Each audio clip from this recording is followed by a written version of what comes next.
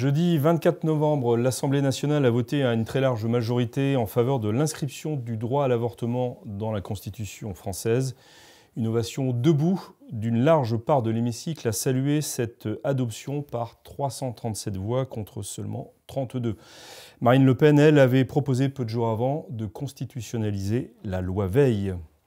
Bonjour à tous et bienvenue dans ce nouveau club des hommes en noir qui sera consacré, vous l'avez deviné évidemment, à la question de l'avortement. Pour en parler aujourd'hui, pour discuter, pour débattre éventuellement, je reçois l'abbé Claude Barthes. Bonjour. Monsieur l'abbé, bonjour. L'abbé Grégoire Sellier. Bonjour monsieur Maxence et bonjour à tous les auditeurs. Le père Danziec. Bonjour Philippe et bonjour à tous. Anne Le Pape. Bonjour Philippe, bonjour la à laïque tous. De l'Étape. Alors, madame, messieurs, cette volonté d'inscrire le droit à l'avortement dans la Constitution, est-ce finalement un nouveau pas en avant dans la culture de mort ou finalement plutôt beaucoup de bruit pour rien, un coup politico-médiatique, puisque l'avortement, on le sait, est largement aujourd'hui inscrit dans les mœurs, par le biais des lois, mais inscrit dans les mœurs. L'abbé Sellier veut parler. Allez-y. Non, je ne veux pas parler, mais je vous donne la parole. Alors, voilà. Parlez. Donc, d'abord, c'est une réaction à une décision états-unienne, n'est-ce pas, de la Cour suprême américaine. Décision parfaitement légale et motivée, n'est-ce pas, la Cour suprême faisait son travail, qui rendait aux États fédérés des États-Unis donc leur liberté démocratique dont ils ont profité, puisque certains États ont augmenté le temps de l'avortement, certains l'ont réduit, la plupart l'ont conservé tel quel, et qui n'a rien à voir avec l'état des choses en France. Donc là, on va inscrire ça. Je ne suis pas sûr que ça aboutisse parce qu'il faut l'accord des deux chambres, il faut le Congrès et peut-être même un référendum. Mais la Constitution, de ce fait, enfin, c'est pas seulement ce chose-là, tend à devenir un fourre-tout qui n'a plus aucun sens et aucune valeur. Ça n'avait déjà pas une grande valeur, mais enfin, on en parlera, j'espère. J'étais déjà pantois devant la décision des Suisses d'inscrire l'interdiction des minarets dans la Constitution, parce que c'était vraiment n'importe quoi. Bon, ils ont fait ça à la suite d'un référendum, il y a 1 ou 2 ans. Maintenant, on inscrit l'avortement, on va bientôt inscrire, je ne sais pas quoi, la défense des animaux, enfin oui, n'importe sauf quoi. Que le droit à l'avortement, ce n'est pas complètement anodin comme symbole, au moins. Non, mais ce que je veux dire, c'est qu'on est en train de mettre des choses dans la Constitution qui n'ont rien à voir. La Constitution définit les grandes lignes et définit le fonctionnement de l'État. Si on rajoute des minarets, de l'avortement, etc., ça n'a plus aucun sens. On parle assez peu des minarets en France. Voilà, tous les 4 matins. Mais voilà, ça ne changera rien, puisque de toute façon, contrairement aux États-Unis, où il y a une lutte féroce entre les pro-vie et la culture de mort. En France, ça n'est pas le cas, et donc il n'y a aucun danger légal que l'avortement soit moindrement remis en cause. Donc c'est du sketch. Donc c'est juste une réponse aux États-Unis, ça c'est clair. Aux États-Unis, voilà. Peut-être aussi une manière de troubler le jeu politique. Macron en jetant une peau de banane sous les pieds du Front National. Voilà, c'est ça. Il y a aussi du Rassemblement National. Mais qui a évolué lui-même. Qui a évolué lui-même, mais qui est question. divisé, comme sont un peu divisés aussi les Républicains. Bref, ça permet de troubler un petit peu, je sais pas, enfin j'imagine. Il y a quelque chose quand même de terrible dans cette décision, c'est que c'est un sujet grave, éminemment grave, enfin qui a quand même divisé, secoué la société française au milieu des années 70, à l'occasion de la loi Veil. Et finalement, 50 ans après, à quoi assiste-t-on ? On assiste sur un sujet grave à un motif d'esbroufe politique, oui. D'agitation, et donc, pour rejoindre votre question initiale, en fait, il y a une sorte de logique dans la société actuelle. Personne n'est étonné qu'on souhaite installer, constitutionnaliser la question de l'avortement. Voilà, ça soulève pas une indignation générale. Je crois qu'il y a une vingtaine de députés qui a voté contre. 32. 32, donc enfin, c'est rien du tout. Et en même temps, ce qui est vraiment problématique, c'est que le sujet est terrible. C'est quand même, voilà, c'est avec notamment ce qui s'est passé avec ce pauvre abbé Schneider qui a été poursuivi, je pense qu'on en parlera, repris par son évêque, parce qu'il a osé comparer, je rappelle pour nos auditeurs, nos téléspectateurs, qu'au moment d'une cérémonie, le 11 novembre, mais une cérémonie liturgique, religieuse. Il a comparé le nombre de personnes qui sont mortes pour la patrie dans le cadre de la Grande Guerre, en comparant les innocents qui sont morts depuis la loi Veil. Donc, il a été repris pour cela. Donc, on voit bien qu'il y a... sanctionné même. Merci, il a été sanctionné. Donc, c'est ça qui est terrible, c'est qu'il y a un sujet très grave qui est le lieu d'une esbrouffe politique, et en même temps, on se trouve un peu piégé parce qu'on voit bien que c'est l'agitation, et on voudrait réagir, et en même temps, il y a une logique avec la pensée démocratique actuelle, que on peut dire, oui, c'est que logique que cet avortement finisse par être constitutionnalisé, comme demain, il semble tout logique, sans être défaitiste par avance, que la GPA, par exemple, soit légalisée. Vous voyez, qu'est-ce qui nous interdit de le penser? Mais ça a toujours été de l'esbrouffe. Quand, dans les années 60, vous dites, de quand date exactement 74, 75. Oui, c'était une manière pour Valéry Giscard d'Estaing de paraître moderne. De paraître moderne, oui, c'est ça, de piéger la gauche sur ces sujets qu'on appelle aujourd'hui sociétaux. En allant plus loin, oui, effectivement. J'aimerais bien qu'on entende Anne Le Pape, quand même, puisqu'on a une femme parmi nous, une femme en noir. Merci, chère Anne. Eh bien, moi je dirais que le sujet a toujours divisé le Front National. Il y a toujours eu des tenants de la défense de la vie au Front National. On sait que Bruno Gollnisch, par exemple, y tenait beaucoup. Et toujours des gens qui pensaient que ce genre de sujet était un boulet et qu'il fallait abandonner.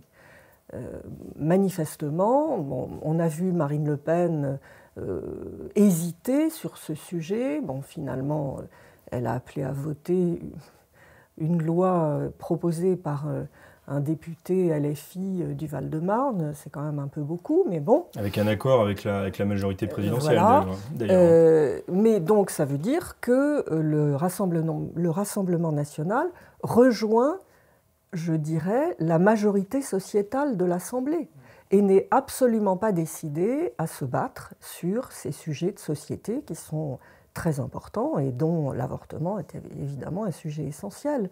Mais le Rassemblement national est un parti politique. Que font les évêques, qui sont quand même les premiers à devoir défendre ce genre de cas? Je vais vous raconter une petite histoire qui se situe dans les années 90. Nous aimons bien les petites histoires. Un responsable politique, demande un rendez-vous à son évêque qui ne cesse de lancer des piques contre le programme de son parti. Il obtient le rendez-vous en tant que paroissien et non pas en tant que responsable politique. La discussion dure une bonne demi-heure et le responsable politique lui dit à son évêque « Nous avons au moins un point commun, la défense de la vie ». Et l'évêque ne répond absolument pas sur ce sujet-là et lui parle de l'avenir de l'Église qui est dans la diversité et autres fariboles.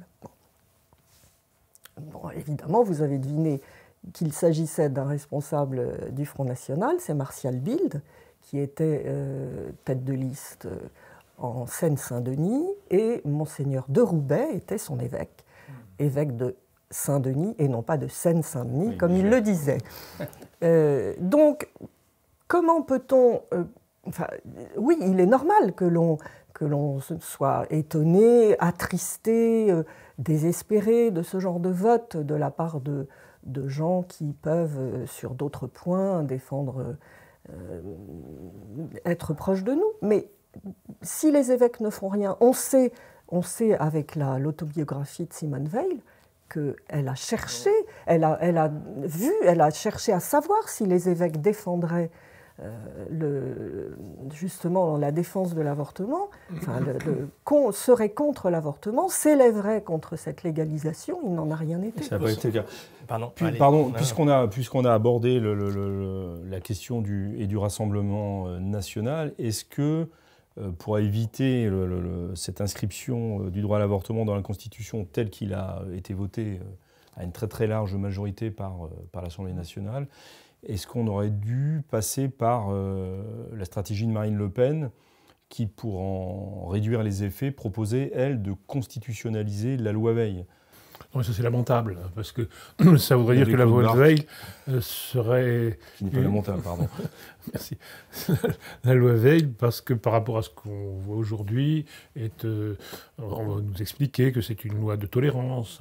Finalement, c'est une bonne loi, la loi Veil. Ça, on va finir par dire... C'est ce que dit Monseigneur Dornelas. Oui, on va dire que c'est une loi catholique. Et on va se rabattre sur la loi Veil pour se défendre. Non, c'est absolument lamentable.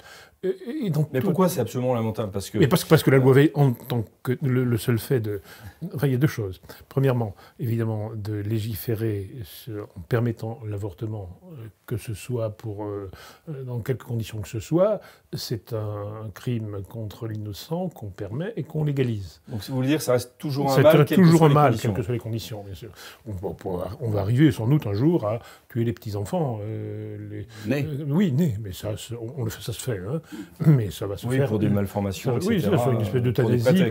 Ça se propose sous le manteau, sous la blouse. Oui, moi, j'ai eu encore un témoignage d'une paroissienne cette semaine qui me disait qu'un enfant était né avec une malformation qui n'avait pas été découverte pendant la grossesse. Et quand l'enfant est né, signifie bien l'enfant était viable, et on lui a proposé, sous le manteau, donc sous la blouse, on lui a dit, écoutez, voilà, est-ce que vous voulez le garder ou pas ? Alors, merci mon père pour ce témoignage, c'est vraiment très important, mais vous aviez commencé en disant qu'il y avait deux raisons. Oui, alors celle-là, quand même, elle va donc, de l'enfant déjà né jusqu'à la racine, jusqu'à l'expulsion du fœtus ou même de la cellule déjà vivante, hein, embryonnaire. Donc c'est non seulement la pilule du lendemain, mais aussi, puisque les pilules dans leur immense majorité, la pilule contraceptive est de fait abortive, en tout cas possiblement abortive. Donc c'est comme si une espèce d'embuscade, si le type je tire, si l'enfant vient, je l'expulse. Donc tout ça est intrinsèquement mauvais, contraire à la loi naturelle, mais plus radicalement, ce contre quoi il faudrait se battre, en tout cas se battre, on ne va pas y arriver, mais en tout cas le dire, et ce que devraient dire les évêques, c'est que ça n'est pas une question qui peut être votée par une assemblée. Ça n'est pas une question qui puisse... Vous voulez dire soumis à la volonté générale? Soumise à la volonté générale. C'est le principe même de la démocratie, en fait, qu'il faudrait attaquer en l'espèce, depuis l'origine. On va encore se faire des amis. Hein. On va se faire des amis, enfin bon, depuis l'origine, si vous voulez. Dès l'instant que la volonté générale est devenue dans le principe de l'élaboration des lois, et non pas le rapport à la loi divine, on a commencé à attaquer la loi naturelle. Ça a été la loi sur le divorce, qui est aussi intrinsèquement mauvaise et qui détruit la société, et ainsi de suite. Ça remonte très loin, ça, pour le coup. Ça remonte à 1793 ou 12. Mais ça n'a pas toujours été. Puis il y a eu quand même toute la longue période jusqu'à la loi Naquet. À la Révolution, à la Restauration, pardon, la loi Bonald, jusqu'à la loi Naquet, en effet. Ben, ça, c'est pour le divorce. Mais pour l'avortement, on arrive à des choses comme ça, puis on arrive à l'euthanasie, et ainsi de suite. Oui, en fait, vous êtes en train de dire qu'il y a une logique... Il y a une logique de la démocratie moderne vers ces choses-là, et les évêques devraient aussi le dire de la manière adéquate, hein, évidemment. Mais enfin, parce qu'il faut être audible aussi dans une société. Il faut être audible, tout à fait. Il faut être audible et dire tout de même que ces choses-là ne peuvent pas être soumises à la volonté générale. Ça peut se dire, ça peut s'expliquer, je crois. Si on revient au Rassemblement national... La Bessélier veut revenir au Rassemblement national. C'est un parti politique. Donc démocratique. Mais j'admets qu'il a une approche politique. Il est évident que l'avortement est un point politique important, notamment sur l'avenir de la natalité en France et sur l'avenir donc des Français, tout simplement, spécialement pour un parti qui se bat contre la déferlante migratoire. Et je suis stupéfait, si vous voulez, et Marine Le Pen a, au cours de sa carrière politique, exprimé un certain nombre de réflexions sur la question de l'avortement et son rapport avec la politique, et le fait que ça ne soit ni anodin, ni quoi que ce soit. Et donc je suis stupéfait, mais ce n'est pas la première fois, de cette politique de gribouille, de cette politique dans laquelle on fait le jeu de l'ennemi. Il n'y a rien à faire. Les gens qui proposent cette loi sont les ennemis du Rassemblement national. C'est une évidence. Ils sont les ennemis de la France en même temps. Bien. Et donc... c'est ça qui est important, voilà. pour le coup. Il est évident je suis d'accord que politiquement, il faut se sortir habilement du piège tendu par l'ennemi. Ça, c'est vrai. Et il faut réfléchir, et il faut travailler pour éviter d'être pris, si vous voulez, finalement, être coincé dans un corner et de ne pas pouvoir sortir. Mais sortir d'une difficulté comme ça, politique, profonde, en faisant le jeu de l'ennemi, ça c'est ce que j'appelle la politique de Gribouille qui se jette dans la mare pour éviter la pluie. C'est n'importe quoi. Ne se jette pas déjà dans le cornet dès l'instant qu'on devient un parti politique de la démocratie moderne. Voilà, bon, c'est un point plus... Mais je dirais... Non, mais c'est une question je suis d'accord. Mais par exemple... Mais c'est une autre question. Si vous voulez... Oui, c'est une question plus radicale, mais qui finalement... Winstort est piégé par Bismarck, oui. D'accord, sur la sortie du Kulturkampf, et Windsor sort de façon habile du piège et évite effectivement là où Bismarck veut le mener, sans aucunement remettre en cause, je dirais, ce qu'il est en train de faire, son parti politique, qui lui-même était un parti démocratique dans l'Allemagne impériale. Donc, je suis stupéfait de ce manque de pertinence politique, encore une fois. Mais il n'y a pas une logique démocratique, quand même, qui oui, moi, vous avez raison, mais je suis stupéfait plus avant, dans l'absence de réflexion politique profonde, de philosophie politique, de théologie politique, de ceux oui, mais le Front National de Jean-Marie Le Pen avait déjà très peu de fondements doctrinaux. Le Rassemblement National de Marine Le Pen n'en a aucun. Soyons honnêtes. Donc, voilà. On ne va pas juste faire le procès du Rassemblement National. Je ne fais pas le procès. Mais je dis que c'est une politique de gribouille de voter cette loi qui est proposée par les ennemis de ce parti. Très bien, monsieur l'abbé Séguier. Le père Danzier, que voulait intervenir. Moi, je rejoins évidemment mon ami l'abbé Claude Barthes sur le fait qu'il y a une question de philosophie politique. Évidemment, c'était l'émission qu'on avait fait sur la démocratie avec Laurent Dandrieux. Il y a quand même une question de fond qui se pose, qui a été soulevée brillamment par Michel de Gers dans son dernier ouvrage, à savoir que, évidemment, la démocratie moderne, qui se base sur la Déclaration des droits de l'homme, notamment avec ce fameux article 3 et article 6 de la Déclaration qui dit que la volonté générale à force de loi, on voit bien qu'il y a une scission, une rupture avec les lois non écrites décrites par Antigone et Créon. Donc ces lois non écrites, c'est-à-dire des lois supérieures qui dominent la loi naturelle. Ce qu'on appelle la loi naturelle. Or cette loi naturelle, elle était transmise bon an mal an malgré la rupture de 1793. Elle a été assez préservée dans la transmission en général dans la masse. Et justement, là, on parlait du Rassemblement national, mais vous souvenez-vous quand Jean-Marie Le Pen passait à l'heure de vérité, où on lui reprochait qu'une de ses députées, dans un meeting, avait parlé d'une de ses élus plutôt, avait parlé de Simone Veil comme la tricoteuse de Giscard, et d'une façon le plus débonnaire, Jean-Marie Le Pen dit, bah oui, ce sont des propos qui sont tout à fait habituels de meeting, et en fait, il ne se démonte pas, et il dit, bah oui, en effet, moi je défends la vie. Voilà. Maintenant, deuxième point, je pense qu'il ne faut pas, monsieur l'abbé Séguier est stupéfait. Moi, je pense que, je ne suis pas stupéfait. Marine Le Pen est une fille de l'école de la République. Ses députés n'ont pas de charpente forcément idéologique. On peut tout à fait regretter qu'ils étaient pris dans le piège, et c'est évident qu'il y a un piège, parce que soit ils sont contre, et d'un coup, ils paraissent pour des méchants réacs, soit ils sont avec, et c'est ce que disait Anne le Pape.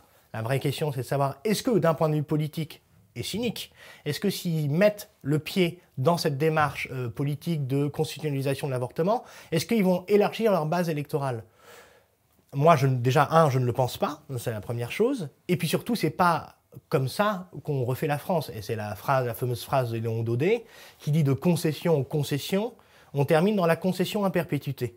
Donc je crois qu'à un moment ou à un autre, aussi la noblesse de la politique, et ça rejoint la morale évangélique, et ça rejoint donc la question aujourd'hui de ceux qui ont l'autorité dans l'Église, à savoir les évêques.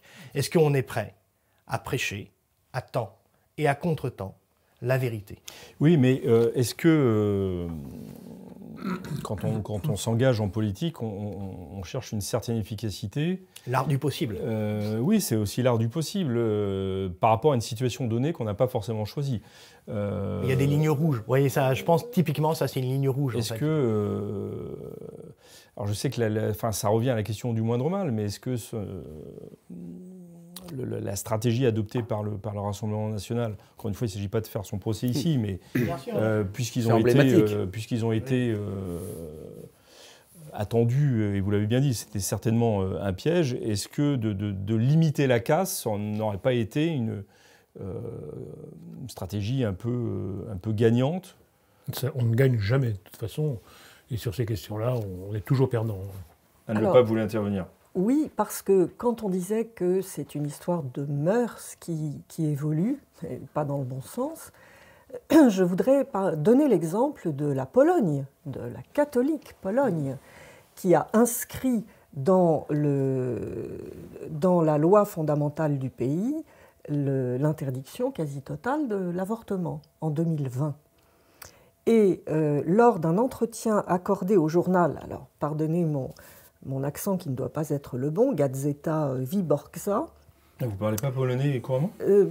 Pas tout à fait couramment. Je suis un peu déçu.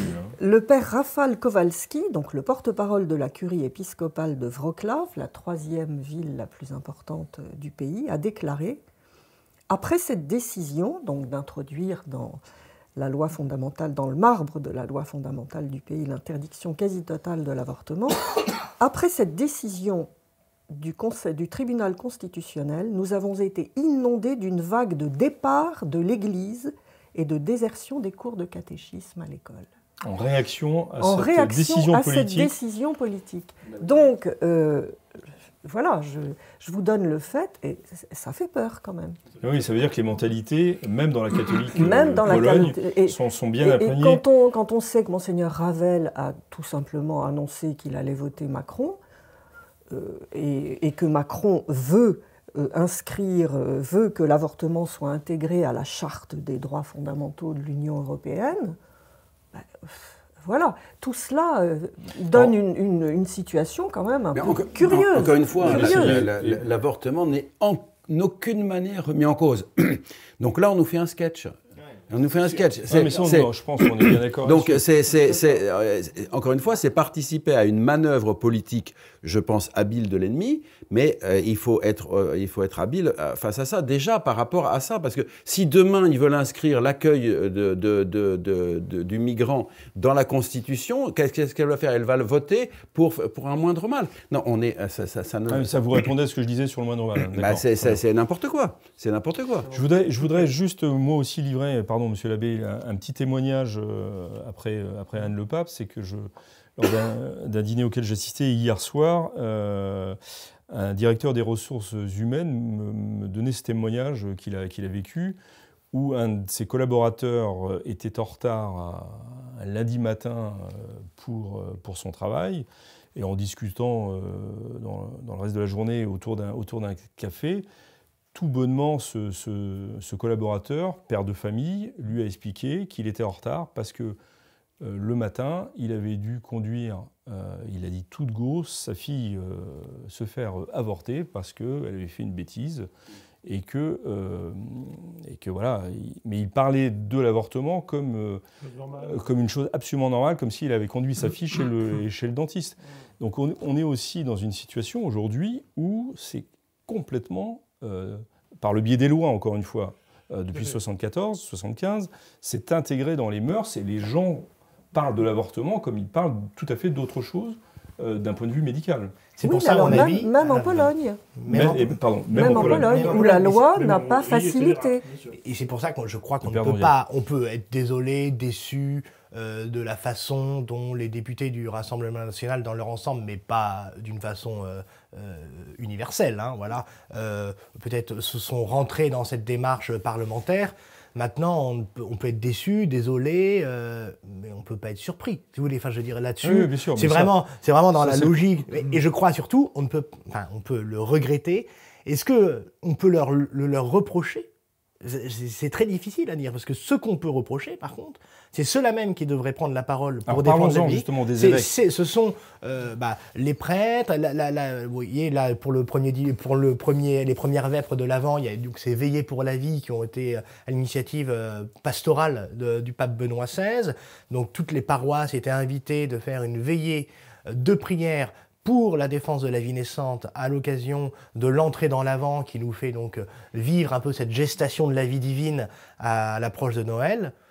Bon, on ne voit pas d'une façon unilatérale le corps décisionnaire de l'autorité ecclésiale prendre ce problème à bras-le-corps. Et pourquoi? Parce qu'il y a toujours une difficulté à assumer d'être une contre-culture. Moi, je crois que c'est vraiment le cœur nucléaire, vous voyez, du débat sur cette question-là, mais dans tant d'autres sujets de société et de sujets ecclésiaux. C'est-à-dire qu'aujourd'hui, il faut accepter le réel, le fait, nous vivons dans une société post-chrétienne. Voilà. L'évangile ne domine plus les mœurs de notre société. Le décalogue est quelque chose de complètement dilué, en référence déjà à votre témoignage sur cet homme qui a accompagné sa fille, qui a parlé de ça comme un geste anodin de cet avortement sur sa jeune fille, qui a fait une bêtise, vous voyez, on est là, enfin, vous voyez, autrefois on aurait dit ma fille était l'objet d'un scandale, elle a fait un péché immensément grave, elle a sali sa virginité, enfin, vous voyez, on pourrait dire tout un tas de choses. C'était autrefois, ça. Oui, non, mais autrefois, non, mais bien sûr. Le terme bêtise est quand même bien installé depuis longtemps. Oui, non, mais bien sûr, mais je suis tout à fait d'accord pour que le terme bêtise soit installé, mais ce terme bêtise qui est installé dit quelque chose de notre société post-chrétienne. Raison, bien sûr. Donc comme c'est une société post-chrétienne, l'Église est aujourd'hui, l'Église en tout cas en France, voilà, les hommes d'Église en responsabilité sont face à la situation suivante. Est-ce que, et c'est un sujet qui habite notre réflexion ecclésiale depuis longtemps, est-ce que nous voulons monter dans le train de l'histoire pour tenter de le spiritualiser ? C'était Montalembert et tant d'autres, Monseigneur du Panloup à l'époque, et toute la démocratie chrétienne libérale. Ou est-ce que nous acceptons, non pas avec orgueil pour nous en prévaloir, pas du tout, mais est-ce que nous sommes prêts à accepter d'être une contre-culture dans le monde chrétien? Et moi je voudrais juste terminer mon propos en disant que tout de même, je suis assez surpris de cette ambition que peuvent avoir les hommes d'Église, d'essayer de conquérir le monde, vous voyez, d'être accepté par ce monde, quand pour notre Seigneur lui-même, qui était le divin maître, le Verbe d'or, il a fait des miracles, etc. Et ça s'est terminé quand même sur la croix, vous voyez. Donc, enfin, je veux dire, à un moment ou à un autre, on ne peut pas être surpris nous-mêmes d'être cloués au pilori. Et tant pis, ça doit pas être notre but, vous voyez. Notre but, je l'ai déjà dit ici, notre but, c'est pas en nous réveillant le matin, de nous rêver avoir le plus d'ennemis le soir en nous couchant. Mais ça doit être de prêcher le Christ, à temps et contre-temps, au risque d'avoir plus d'ennemis le soir. Au risque, non pas que ce soit le but. Alors c'est très intéressant ce terme de à temps et contre-temps que vous avez utilisé, puisque vous en parliez au début de l'émission, de manière parallèle à toute cette histoire de constitutionnalisation et de l'avortement, il y a l'affaire de ce prêtre, donc l'abbé, vous vouliez intervenir? Oui, je voudrais intervenir pour la radicalité. Bon, alors je vous laisse intervenir parce que je suis vraiment très très bon. Non, bien sûr, vous avez raison. Il faut, en effet, se constituer comme contre-culture dans cette société mais contre-culture de manière, je dirais, très radicale. En effet, contre les mauvaises lois, qui seront toujours plus mauvaises, parce que la société évolue dans le mal, c'est une espèce de vision d'apocalypse qu'on peut avoir quand on voit comment les choses... Et la loi s'applique à ces mauvais désirs, finalement, hein, puisqu'il s'agit là, pour reprendre le mot de Lacan. Bien, mais... Vous n'avez pas fini votre phrase, hein, pardon. Je voudrais surtout finir ma pensée, qui est de dire que les évêques doivent en effet prêcher pour la vie, mais ils doivent aussi prêcher pour le Christ roi, ce qui est beaucoup plus radical aujourd'hui. Alors évidemment, toute la question est de savoir comment le faire, comment on peut imaginer quelque chose qui soit efficace en ce sens. C'est vrai, mais en tout cas, il faut dire et affirmer que c'est parce que nous étions une société chrétienne et que nous ne sommes plus, et que dans cette société qui n'est plus chrétienne, évidemment, font toutes sortes de choses. Mais parce que la loi de soi est mauvaise. Oui. Et c'est le principe même de la volonté générale que les évêques devraient pouvoir attaquer. Ce qu'ils étaient en capacité d'attaquer avant le concile, pour plusieurs raisons. C'est que d'abord, il n'y avait pas eu de concile, il n'y avait pas la liberté religieuse, il n'y avait pas cette embrassade de l'Église avec la démocratie, hein, comme telle, du magistère même, enfin, le magistère entre guillemets, avec la démocratie, mais qu'il y avait encore aussi des régimes qui pouvaient être discutables de toutes sortes de manières, mais qui mettaient la loi naturelle et la loi de l'Église au centre de leurs institutions, de leur constitution. Tout ça est fini. Tout c'est fini. Mais justement, mais de ça, il faut parler. Oui, mais sur le fond, vous avez raison. À la demande de l'Église. Oui. Sur le fond, vous avez évidemment raison sur le comment le faire, mais le drame de la situation actuelle, c'est que nous n'en sommes même pas à ce stade du comment. Nous sommes à ce stade, est-ce qu'ils ont envie? Voilà, tout à fait. Moi, je tiens de la bouche d'un évêque qui m'a dit je sens bien que la société se délite, etc. Et vraiment, il faut quand même éviter que l'Église catholique de France se transforme en une contre-culture. Et la peur d'être que le monde, que le réel actuel, avec donc toutes ces désillusions, toutes ces contradictions, tous ces péchés, la peur que le réel se dérobe devant nous. Elle est complètement intégrée dans Mais le système. les meilleurs d'entre eux ne sont pas capables de lire et de faire... Et c'est peut-être pour ça qu'ils n'ont pas envie aussi. Oui, c'est sûr. Alors, Le Quos Primas, par exemple, c'est plus possible. C'est complètement... Or, c'est quand même ça, n'est-ce pas, le fondement de notre politique chrétienne. Monsieur l'abbé, est-ce que vous m'autorisez Excusez-moi. à poursuivre? Donc, je rappelle ce cas donc parallèle à l'affaire de la constitutionnalisation, j'y suis arrivé, de l'avortement, ce cas de l'abbé François Schneider, donc qui n'a aucun rapport avec Monseigneur Schneider, qui, vous le rappelez, Père Danziec, a déclaré lors de la messe du 11 novembre devant les élus présents pour cette messe célébrée pour les morts de la Première Guerre mondiale, a souligné dans son sermon, mais comme il le fait très habituellement, a souligné que l'avortement avait fait beaucoup plus de morts que la Première Guerre mondiale. Il a été sanctionné, alors pas directement par son évêque, puisque celui-ci est sur son lit d'hôpital, mais par l'administrateur apostolique, à savoir Sœur Berthet, sur son lit d'hôpital. Oui, sur son lit d'hôpital, tout à fait, oui. Et donc par l'administrateur apostolique, qui est un évêque voisin, à qui on a confié la direction du diocèse. Donc la sanction, c'est que pendant 4 semaines, il est interdit de prédication. 3 canons ont été invoqués. On peut peut-être envoyer les téléspectateurs ou ceux qui nous écoutent à la formidable enquête sur le site de l'Homme Nouveau. Voilà, je vous arrache les mots peut-être. C'est parfait. Vous me direz combien je vous dois après cette émission. Oui, effectivement, nous avons enquêté sur le sujet. C'est très complet, très précis. Mais là aussi, on nous a dit justement dans cette enquête que ce qu'on reprochait à ce brave abbé, à ce brave prêtre, c'est d'intervenir de manière inopportune sur cette question de l'avortement et de ne pas employer les mots qu'il fallait pour que ça puisse passer.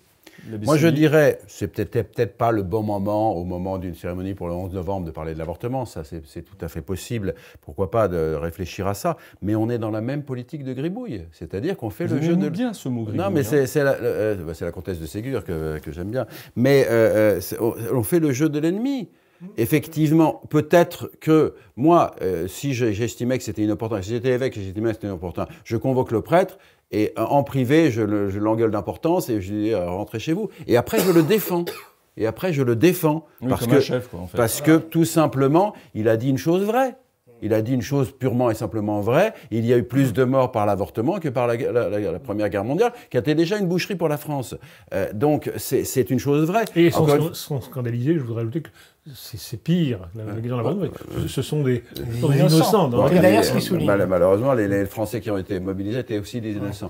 Le mot tulipe sur le mot inopportun. Le reproche qui a été fait à l'abbé Schneider sur la dimension inopportune de son intervention, moi, ça m'a beaucoup surpris parce qu'il se réfère à un canon. Alors, je ne suis pas canoniste, mais je m'interroge. 3 canons ont été... 3 canons, mais il y en a un, justement, qui dit, voilà, on veillera à prêcher le Christ et sa parole et son évangile d'une façon à être compris par le temps et la période... Par ceux qui écoutent, en fait. Et je m'interroge si le code de 17... à ce canon-là ou pas, parce que ça fait... En fait, c'est un canon quand même, on peut, excusez-moi, mais on peut le sortir et condamner presque tout le monde si on veut. Enfin, c'est un peu un canon à plusieurs portes. Et par ailleurs, il a été très bien compris. Voilà, mais vous savez, vous connaissez... Peut-être trop bien compris. Vous connaissez la règle humoristique ecclésiaste, hein, on a le droit à 3 hérésies par sermon. Donc, effectivement, si on se met à dire, voilà, dans votre sermon, vous avez eu cette maladresse ou cette compréhension, on va interdire toutes les prédications. Encore une fois... Pas forcément une mauvaise idée. Voilà, encore une fois, dire à quelqu'un d'un point de vue pastoral en privé, enfin je veux dire, lui dire non, là c'était pas le bon moment, c'était pas habile, etc. Bon, pourquoi pas, mais d'un point de vue extérieur, c'est une chose qui est vraie, qui est dans la droite ligne de la doctrine de l'Église, donc on doit défendre celui qui l'a dit. Encore une fois, quitte, je veux dire, à l'engueuler en privé, ça c'est autre chose. Je vous propose que nous écoutions Anne Le Pape. Moi je pense que cet exemple de l'abbé Schneider prouve tout simplement qu'on ne doit pas dire que l'avortement est une violence. Ça m'a rappelé le tweet de Monseigneur Hayet qui avait comparé la violence de l'avortement à celle de Daesh. Ça a fait tout un cirque. Il s'est repris, il a dit qu'effectivement, en 140 signes, etc., que sa pensée avait peut-être été mal interprétée, etc. Mais enfin, voilà, je pense que le problème, c'est ça. L'avortement, c'est, comme le prouve l'anecdote que vous nous avez racontée, Philippe, l'avortement, c'est quelque chose de doux et de naturel. On ne doit pas insister, on ne doit pas dire que ça tue des gens. Et que ça traumatise terriblement les mères. Exactement. Et c'est tellement anodin d'ailleurs que beaucoup de médecins aujourd'hui, évidemment c'est de l'ironie, mais sont prêts à avorter. Il y en a de moins en moins. Il y a de moins en moins de médecins qui acceptent de procéder à des IVG. D'où cette idée de constitutionnaliser aussi, avec comme portée de ne pas supprimer le droit de refuser l'objection de conscience. Et quant à la méthode de l'abbé Schneider, bon, c'est de la provocation, pourquoi pas, mais le Christ dans l'Évangile... Dont il est coutumier, c'est ce qu'on lui reproche. Très bien, mais notre Seigneur a fait, semble-t-il, le plus de guérison le jour du sabbat, histoire de provoquer les Juifs. Aussi, hein. Ouais, et puis si effectivement il a l'habitude de faire des provocations... Non, il a l'habitude de tenir ce langage. Voilà, mais c'est un autre moment qu'il faut éventuellement... je dirais, dire, bon voilà, vous mettez un peu le bazar dans votre paroisse, c'est pas génial. C'est un autre moment. Sur ce moment-là, il faut défendre la vérité de ce qu'a dit l'abbé Schneider, tout simplement. Et je crois que ça renvoie, hélas, à cette sempiternelle deux poids, deux mesures auxquelles les baptisés de bonne volonté doivent faire face. C'est-à-dire qu'à la fois, il y a une sanction qui tombe, qui n'est pas forcément la plus adaptée contre ce brave confrère qui n'a dit en somme que la vérité. Et ça, je vous rejoins tout à fait. Un évêque, un chef, il lui dit, écoutez, voilà, si vous pouviez m'éviter de devoir répondre, de faire un communiqué, etc. Donc, c'est quand même pas malin votre affaire. Il y a peut-être d'autres méthodes, d'autres façons de faire. Bon, maintenant, on va rappeler la doctrine, etc. Et dans le même temps, on n'a pas vu de communiqué, à ma connaissance, répété, précis pour condamner le père Mathieu qui sur TikTok enchaîne les hérésies comme une bigote sur des Ave Maria sur son chapelet. Non, mais il y a de bons évêques, on ne va pas les nommer, qui ne vont pas sanctionner. Pourquoi on ne va pas les nommer justement parce qu'il y a un climat il faut les protéger finalement. Il ne faut pas les protéger, mais c'est bon, oui. Alors, donc l'évêque de Nîmes n'a pas sanctionné le prêtre qui, peut-être qu'il l'a repris en privé, donc il n'y a pas eu de sanction publique, un prêtre qui a de fait béni un mariage homosexuel. Et voilà. On n'a pas sanctionné les évêques de Belgique néerlandais, néerlandophones, qui ont institué un rituel pour ces bénédictions, etc. Non, c'est vrai, il y a deux poids de mesure. Oui, c'est ça, cet appétit de justice, vous voyez, chez la base, elle crie. Elle crie vers le haut, et on aimerait que certaines fois ça soit entendu. Voilà. Ouais. Est-ce que finalement, ce n'est pas que, à la fois dans la société civile et dans l'Église, l'avortement est devenu un véritable tabou ou une sorte de totem qu'on ne peut pas toucher, sur lequel on ne peut pas même s'exprimer en toute liberté? Sans nul doute, mais encore, ça nous renvoie, je pense, à la situation, au climat social aujourd'hui, à savoir que nous sommes dans une société postmoderne, post-chrétienne, et on se retrouve un peu étourdi, mais on se retrouve comme au temps des premiers chrétiens. Voilà, au temps des premiers chrétiens. Et si on est au temps des premiers chrétiens, pire. alors pire, merci monsieur l'abbé, mais c'est cette conscience-là, je crois, qu'il faut avoir. Voilà. Nous sommes en extrême minorité, et en même temps, nous avons les paroles de la vie éternelle.